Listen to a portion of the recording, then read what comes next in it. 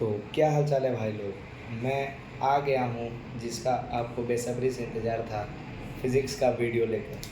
तो मैं क्लास 9 में सिर्फ आपको सिलेबस ही नहीं, आपको हायर कॉन्सेप्ट्स भी क्लियर करने वाला हूँ। क्लास 9 का मेन फ़िज़िक्स स्टार्ट करने से पहले आपको थोड़ा सा बेस पढ़ना होगा।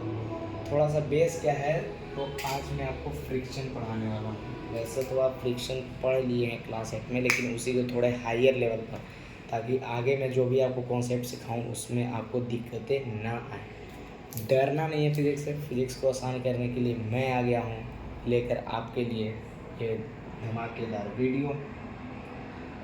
तो बिना टाइम वेस्ट किए हम चलिए बढ़ते हैं अपने वीडियो की ओर। तो आज की वीडियो में ये फ्रिक्शन का पार्ट बहुत ही मज़ेदार होने वाला है। तो स्टार्ट करते हैं। देखिए, आपको वैसे तो 3 टाइप के फ्रिक्शन होते हैं: static friction, kinetic friction, rolling friction. लेकिन आपको अभी पढ़ना है स्टैटिक फ्रिक्शन। इस वीडियो में मैं स्टैटिक फ्रिक्शन क्लियर करने वाला हूँ। काइनेटिक और रोलिंग अगले वीडियो में देखा जाएगा। तो वैसे तो आप नोट्स बना सकते हो। ये इंपॉर्टेंट चीज़ें मैं बताऊंगा, बहुत ही इंपॉर्टेंट है, बहुत ही मज़ेदार कॉन्सेप्ट है। डरिएगा नहीं, एकदम हिंदी में आपको समझाने वाला हूँ। तो ये 3 फ्रिक्शन है। तो स्टैटिक पढ़ना है आज हमको, ये वाला पढ़ना है। तो स्टैटिक में क्या, आप सभी जानते हैं कि कोई भी ऑब्जेक्ट जब भी किसी भी सरफेस पर रखा जाता है तो अपोजिट रिएक्शन ज़रूर मिलता है, न्यूटन्स थर्ड लॉ के मुताबिक। तो यहाँ पर एक बॉक्स रखा हुआ है। तो ये अपना वेट ये हॉरिजॉन्टल सरफेस है। ये अपना वेट हॉरिजॉन्टल सरफेस पर कुछ ना कुछ तो लगा रहा ही होगा। तो मान लेते हैं कि ये mg लगा रहा होगा। mg, weight is equal to mg, और ये वेट ही तो लगा रहा है अपने सरफेस पर। तो ये नीचे की तरफ mg लगा रहा होगा, नीचे की तरफ mg लगा रहा होगा। यहाँ पर थोड़ा मिटा देता हूँ ताकि आपको क्लियर हो जाए अच्छे से। हॉरिजॉन्टल सरफेस है ये। तो ये नीचे की तरफ mg लगा रहा होगा। और न्यूटन थर्ड लॉ क्या कहता है कि इक्वल एंड अपोजिट रिएक्शन। तो ऊपर में भी तो भाई लगेगा ही, कॉमन सेंस तो सभी को है, ये ऊपर में भी लगेगा। तो ऊपर में जो अपोजिट फोर्स लगता है उसे ही हम नॉर्मल रिएक्शन कहते हैं। नॉर्मल रिएक्शन से डरना नहीं, उसका भी कॉन्सेप्ट क्लियर करूँगा। तो उसे हम नॉर्मल रिएक्शन एन से रिप्रेजेंट करते हैं। वैसे तो इसे आर से भी किया जाता है, आर से भी कहीं कहीं आपको आर भी दिया रहेगा, आर से भी इसको रिप्रेजेंट करते हैं। तो फिलहाल मैं एन ही से लूँगा ताकि नॉर्मल रिएक्शन सुनने में एन से ज़्यादा बेहतर लग रहा है। तो इसको आर से भी करते हैं, या आप नोट्स में बना सकते हो। तो देखो कहता क्या है हमारे, तो ये स्टैटिक फ्रिक्शन है तो बॉक्स रेस्ट नहीं रहेगा। तो अगर देखो, फ्रिक्शन बेसिकली होता क्या है, रिलेटिव मोशन को अपोज करता है। अब ये रिलेटिव मोशन क्या होता है वो मैं आपको कॉन्सेप्ट हायर लेवल पर बाद में क्लियर करूँगा। फिलहाल रिलेटिव मोशन को इतना समझ लो कि किसी भी दो सरफेस के बीच में रिलेटिव मोशन हमेशा होता है। क्या, किसी भी दो सरफेस के बीच में हमेशा रिलेटिव मोशन लगता है। ये हॉरिजॉन्टल सरफेस और एक बॉक्स का भी तो सरफेस है। अरे भाई देखो, ये मेरा हाथ, इस पर मैंने ये मार्कर रखा, तो मेरा मार्कर का सरफेस ये नीचे वाला और मेरे हाथ का सरफेस, और ये रेस्ट पर है भाई। तो इसमें रिलेटिव मोशन को ये फ्रिक्शन, स्टैटिक फ्रिक्शन अपोज कर रहा है। तो देखो यहाँ ये भी नॉर्मल रिएक्शन ऊपर की तरफ रहेगा, और ये जो नॉर्मल रिएक्शन है जिसको हम एन से रिप्रेजेंट कर रहे हैं वो mg के, यानी वो जो बॉक्स के द्वारा जो फोर्स लगाया जा रहा है, वेट एक प्रकार का फोर्स ही तो है।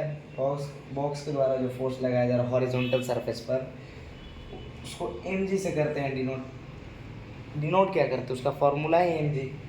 तो ये एक बात यहाँ पर आपको समझ में आई, n is equal to mg। अब देखो, काइनेटिक फ्रिक्शन की बात नहीं हो रही, इसलिए बॉक्स रेस्ट ही पर रहेगा। यहाँ पर लिख देता हूँ एट रेस्ट। अब देखिए, जैसा कि आप देख रहे हैं, अगर ये बॉक्स चलता, अगर मान लो कि बॉक्स इधर की तरफ चल रहा है कुछ स्पीड से, कुछ वेलोसिटी से, साइन देखकर डरिएगा मत।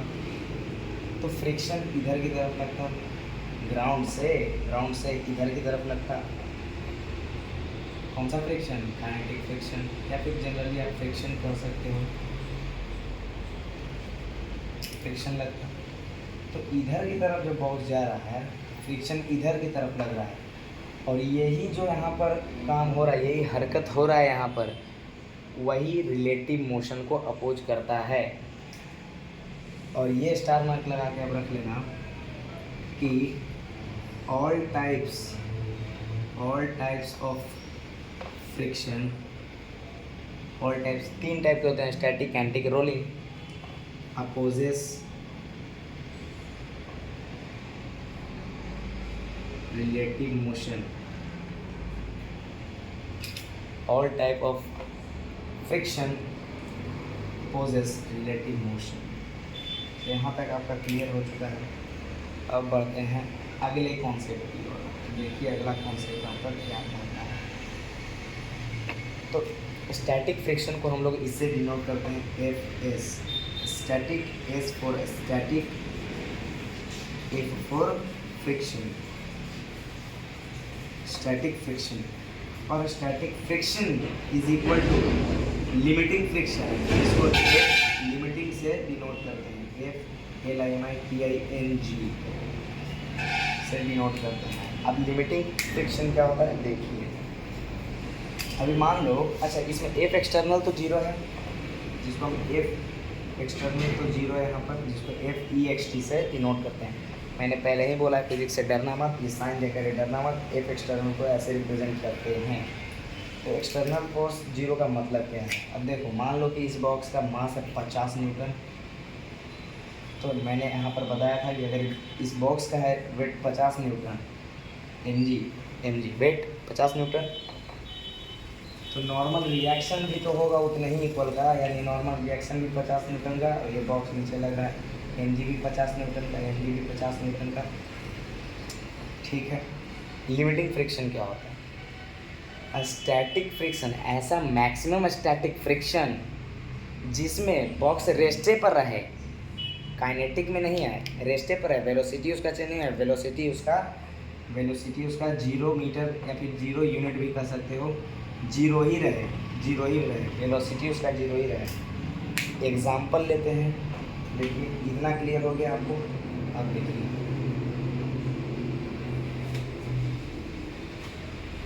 इतना क्लियर करने के बाद मान लेते हैं ये बॉक्स है, इसका वेट है 50 न्यूटन। ऊपर की तरफ नॉर्मल रिएक्शन, नीचे की तरफ क्या लगेगा भैया? नीचे की तरफ mg वेट। तो मान लो स्टैटिक फ्रिक्शन तो ऐसे तो लग ही रहा है, F एक्सटर्नल 0, यहाँ पर स्टैटिक फ्रिक्शन लग ही रहा है। लेकिन अब हम एक्सटर्नल फोर्स थोड़ा सा ऐसा मैक्सिमम अमाउंट में, ऐसा मिनिमम अमाउंट में फोर्स लेंगे।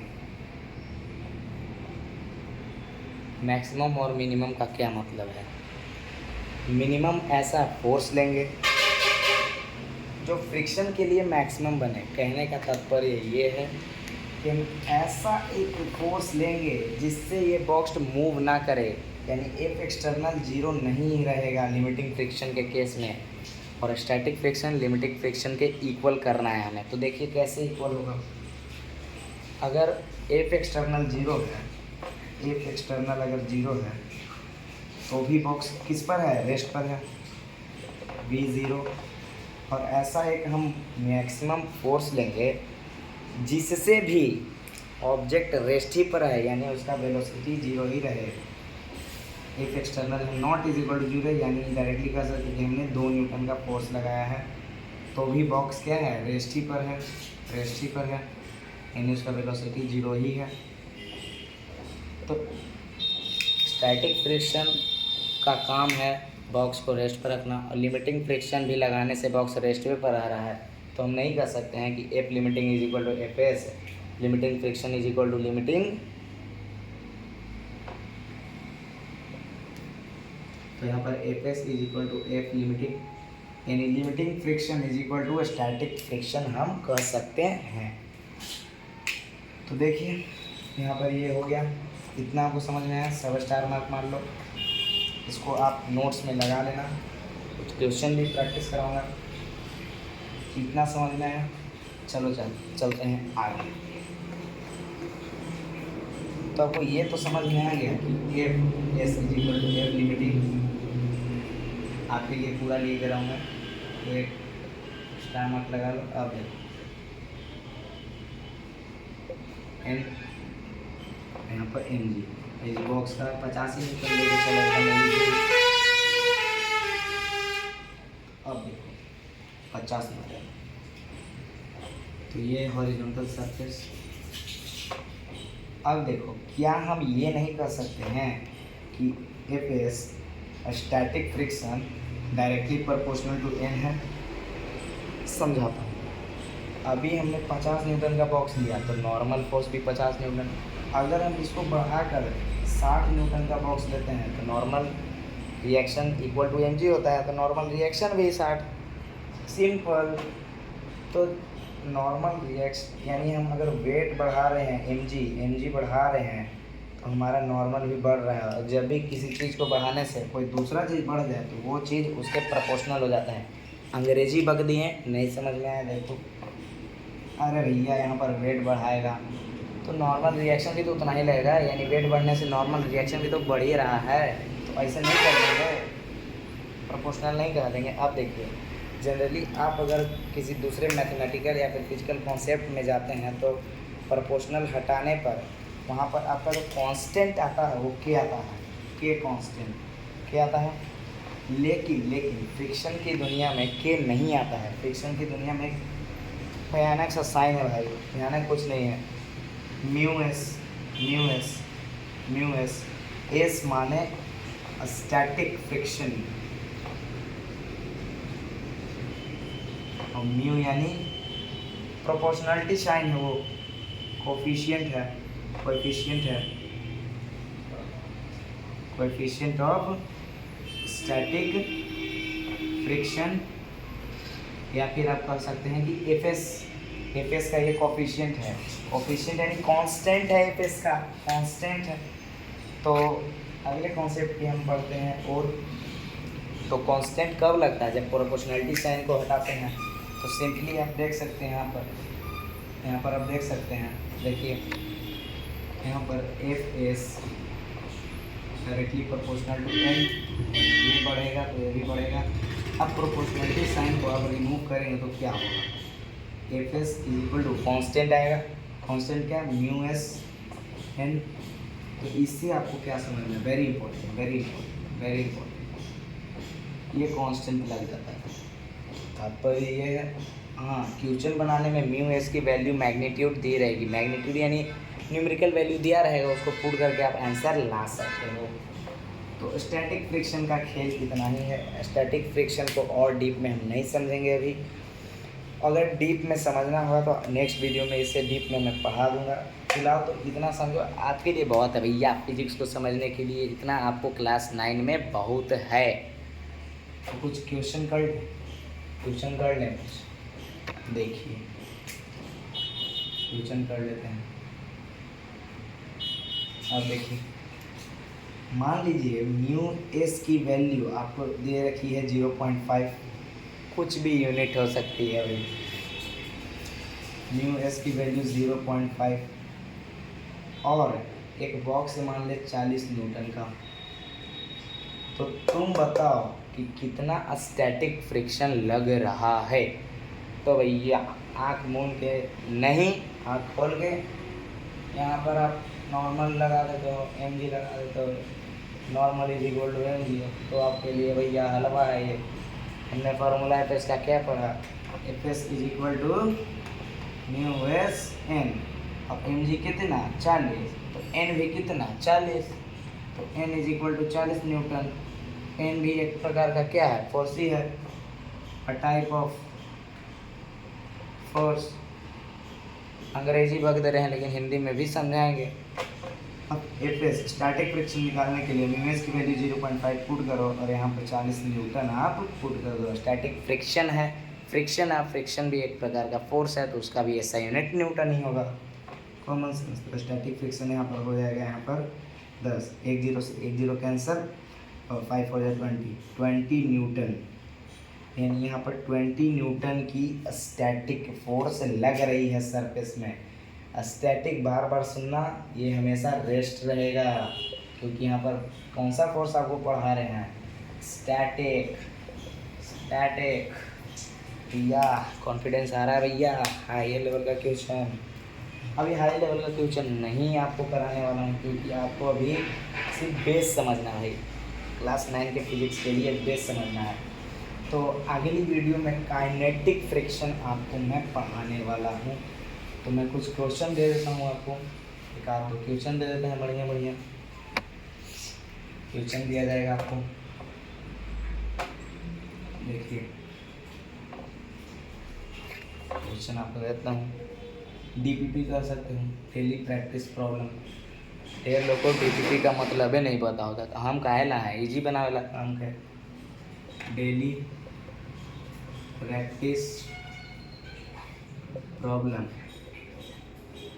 आप कोई पूछेगा डेली प्रैक्टिस डीपीपी का मतलब, कोई अगर पूछेगा आपसे, बोल दे भैया डेली प्रैक्टिस प्रॉब्लम।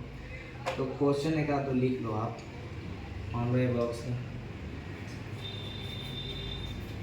ये बॉक्स का अगर वेट नहीं, ये बॉक्स का अगर मास 20 kg है, यहाँ पर देख लो SI यूनिट ऑफ मास क्या kg, और SI unit of weight Newton.